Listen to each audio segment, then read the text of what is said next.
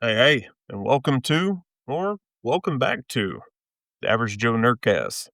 I'm Nate, your resident Average Joe, and I'm just going to be upfront.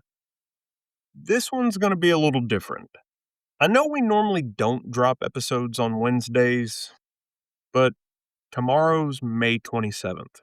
And as I'm sitting down recording this tonight on Tuesday, that date marks exactly one full calendar year since we lost Ripley. And if you've been around the Nerdcast for any amount of time over this past year, you've probably heard me at one time or the other mention the patron saint of the Nerdcast, our girl Bippy. And honestly, I really didn't know whether I wanted to record this or not because grief is weird. Some days you can talk about it completely fine, other days your brain randomly decides, hey, do you remember the worst moment of your life? Would you like to watch that again in IMAX?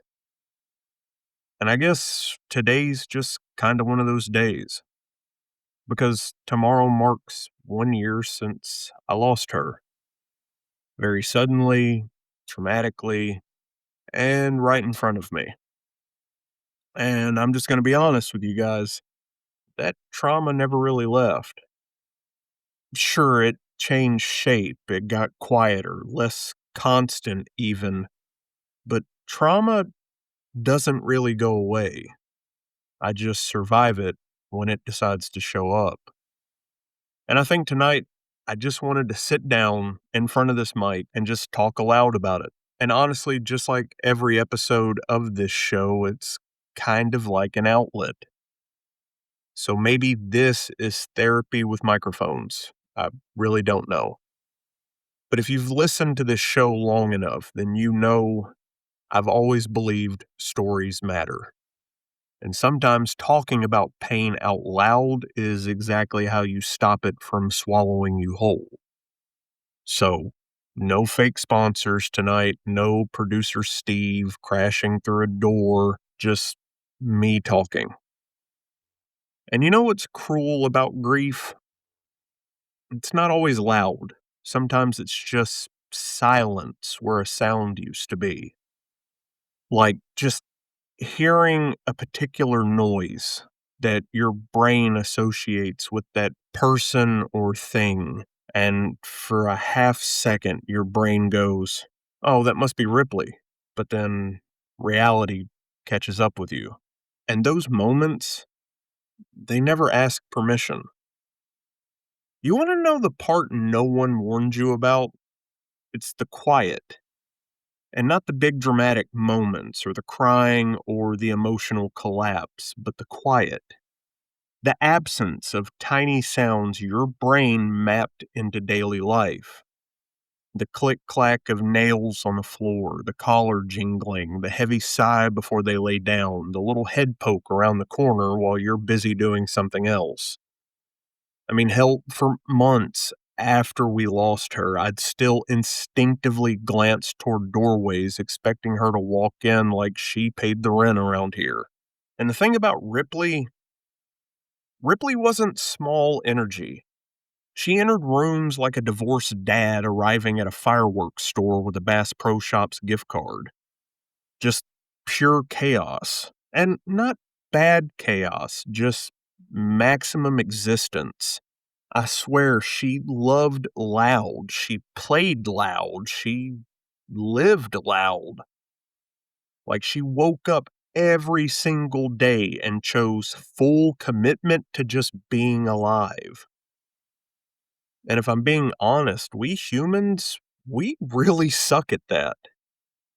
You see, we postpone joy, we postpone healing, we postpone telling people that we love them. We postpone our hobbies, our dreams, our peace. And then you've got dogs who are out here having a spiritual awakening just because you touched the leash rack. Like, this is the greatest day in all of history. And shit, if I'm being honest, the grief attaches itself to everything else.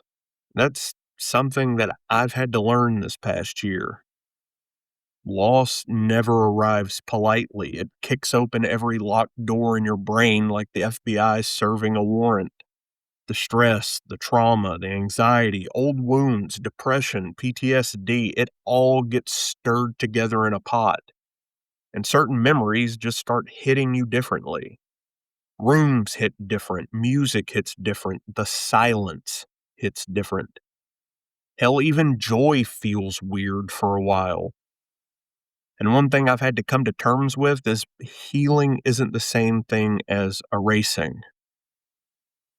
I think people imagine grief eventually just disappears. Like one day you just wake up and you're like, cool, fixed it.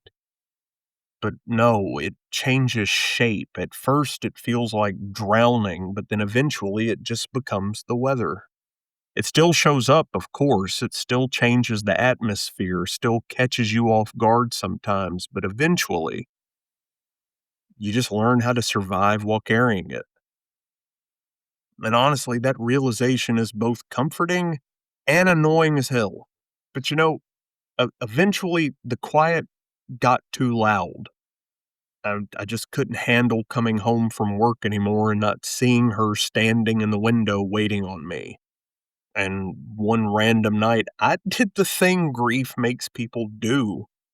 I opened up Google and typed out Weimaraner's for adoption.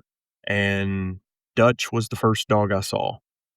And when I tell you, you could see it in his eyes, that dog was depressed. He was underweight. He was sad. He'd completely checked out. He was a surrender, a rescue. And he'd been sitting there for like 4 months, and not one single person had even inquired about him until I did. And listen, I'm not going to sit here and pretend I understand how the universe works because I don't. Maybe it's coincidence, maybe it's timing, maybe grief just recognizes grief. But I do know this. Certain days, it kind of feels like Ripley definitely had a paw in that somehow. Like, hey, dumbass, there's another one that needs you now. And that's the thing I've really wrestled with this past year, the guilt. Because when you lose a dog that deeply connected to your life, loving another one afterwards almost feels disloyal at first. And logically, you know that's complete nonsense. Love is not finite. The heart doesn't work like a parking garage, but grief is not logical.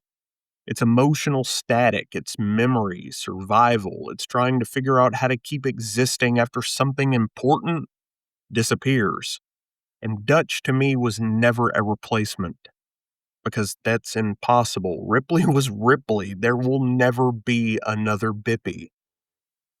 But Dutch is continuation, not replacing the chapter before him, just existing because of it.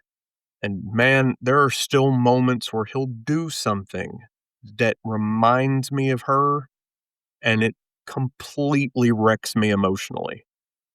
And not because he is her, but because once you love deeply enough, you start seeing fingerprints everywhere, you know? And honestly, I think that's why I really wanted to just sit down and put my thoughts on a recording. Because the more I thought about Ripley, the more I realized this isn't actually me talking about death, I guess. It's almost just about life and how fully some souls choose to live it. Bippy lived loud. She loved loud. She played loud. She existed loud. She didn't care if she looked ridiculous, didn't care if people approved, didn't care about perfection. She was just here, fully, every single day that we were privileged enough to have her. And honestly, maybe that's a lesson. Maybe live like Bippy means love people loudly. Take the walk, chase the horizon, get excited about small joys. Stop postponing happiness waiting for permission from the universe. Because if grief teaches anything, it teaches you something brutally important. The moments you thought were ordinary, they were never ordinary at all. Like the way she would yawn, which is weird because Dutch now does that same exact yawn, and to a degree, it's a little creepy. But I wouldn't change it for the world. So tonight, this episode, if that's what you want to call it, this is for Ripley, the patron saint of the Nerdcast, the tail thump queen, the chaos goblin, the collector of all the sticks, and the absolute queen of the trampoline, the soul that made our house feel fuller. And wherever energy goes after this life, I hope she's sprinting across some cosmic field at full breakneck speed, causing absolute problems for the universe. And to anyone listening who might be grieving something or someone, some version of yourself maybe, or some chapter of your life, believe me when I tell you I see you, truly. And I promise, the love you had for whoever or whatever you might be grieving, that love doesn't disappear. It changes shape. And maybe healing isn't necessarily moving on. Maybe it's just learning how to move forward while still carrying them with you. I guess that's it. But before I get out of here, let me just say thank you to everyone who's checked in on me over this past year, everyone who's been listening to the podcast, everyone who has reached out privately to me and shared their own stories about their pets or their own people that they have grieved. And especially to everyone who understood why losing a dog can feel like losing a piece of yourself. And especially, let me shout out my player too, because, buddy, I know I haven't exactly been easy to carry through all of this sometimes, but you stayed. You loved me through the ugly parts, and I will never forget that.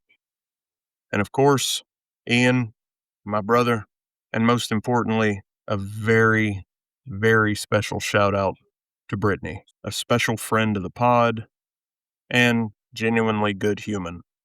I love you guys. Stay gold, nerd bold, and I'll catch you on the next one.